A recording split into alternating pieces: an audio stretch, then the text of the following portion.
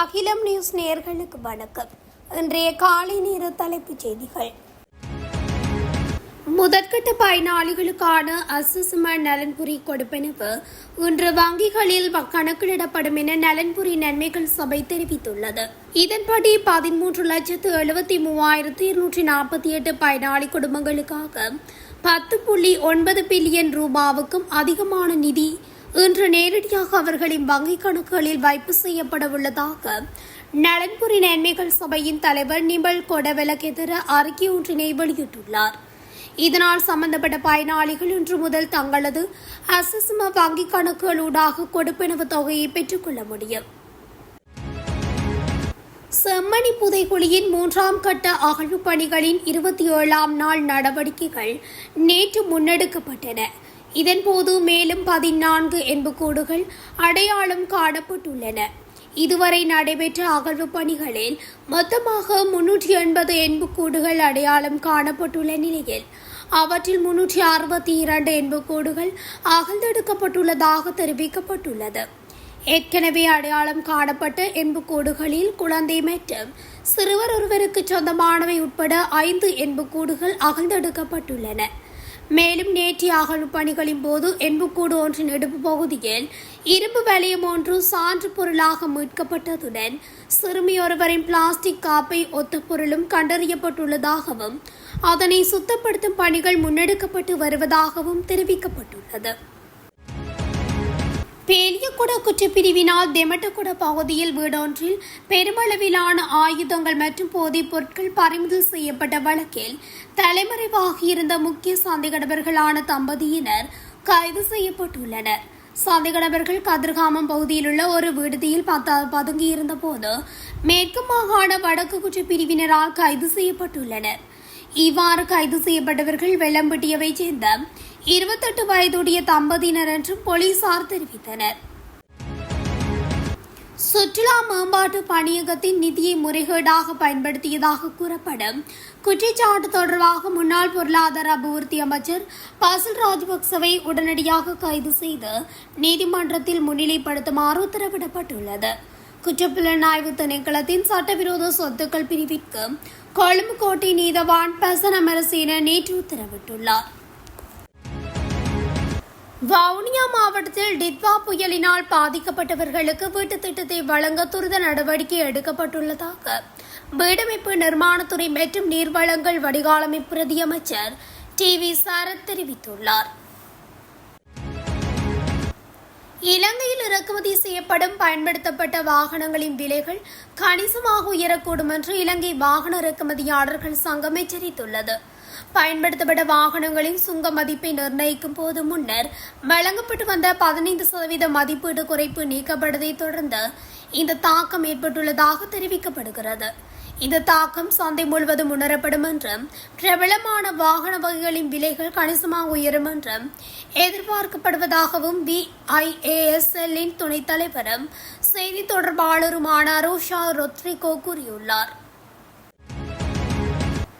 இந்த ஆண்டு இலங்கையில் டெங்கு பாதிப்புகள் எதிர்பார்க்கப்பட்ட வரம்புகளை தாண்டும் அபாயம் உள்ளதாக சுகாதார மற்றும் வெகுஜன ஊடக அமைச்சகத்தின் செயலாளர் அனில் ஜெயசிங்க எச்சரிக்கை விடுத்துள்ளார்.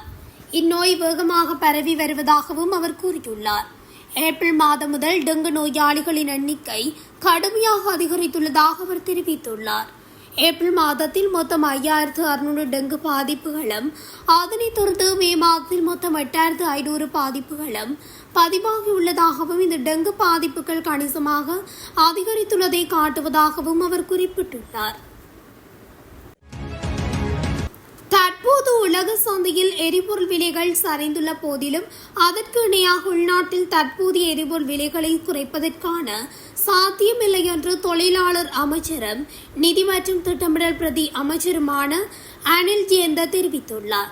நாட்டின் பொருளாதார நிலைமைகளை விளக்குவதற்காக நேற்று அரசாங்க தகவல் திணைக்களத்தில் நடைபெற்ற விசேட ஊடகவியலாளர் சந்திப்பில் கலந்து கொண்டு கருத்து தெரிவிக்கும் போதே அவர் இதனை தெரிவித்துள்ளார். நாட்டில் தற்போது நுகரப்படும் எரிபொருளானது முன்னதாக அதிக விலைக்கே கொள்வனவு செய்யப்பட்டதாக குறிப்பிட்ட அவர் அந்த விலைகளில் இறக்குமதி செய்யப்பட்ட எரிபொருள் இருப்புகள் தீரும் வரை உள்நாட்டில் எரிபொருள் விலைகளை குறைக்க முடியாது என்று சுட்டிக்காட்டியுள்ளார்.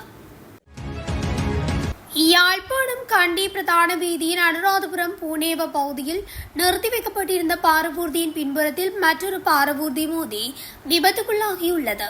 விபத்தில் 35 வயது மற்றும் 43 வயதுடைய இருவர் உயிரிழந்துள்ளதுடன் படுகாயமடைந்தவர் மருத்துவமனையில் அனுமதிக்கப்பட்டுள்ளதாக காவல்துறை தெரிவித்துள்ளது.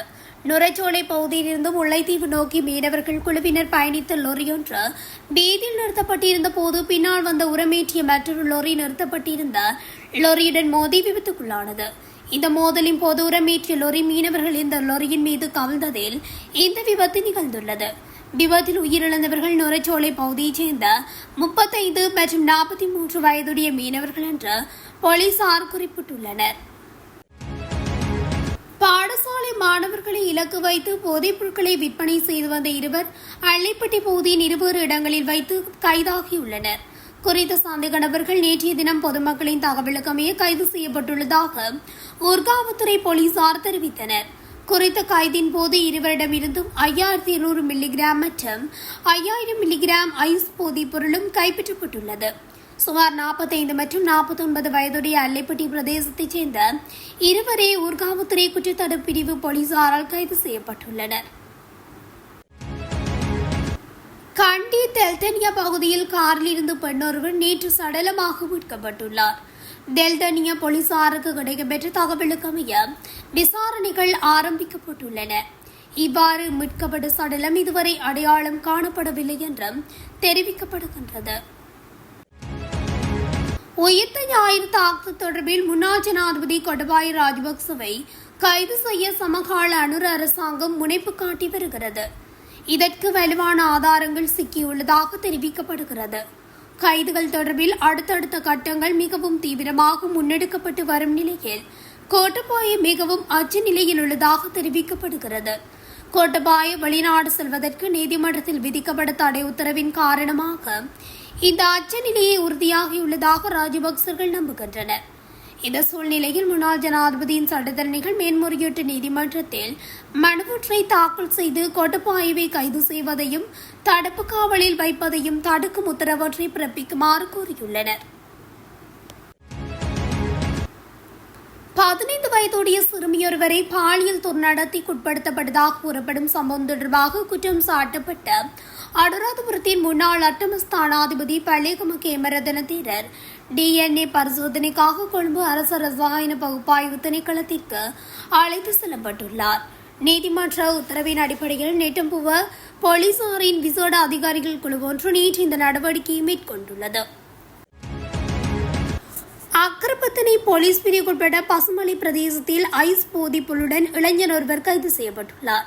குறித்த கைது நடவடிக்கை நேற்று மாலை பசுமலை பிரதான நகரில் இடம்பெற்றுள்ளது.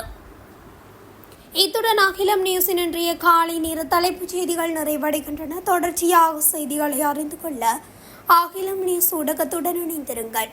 நன்றி, வணக்கம்.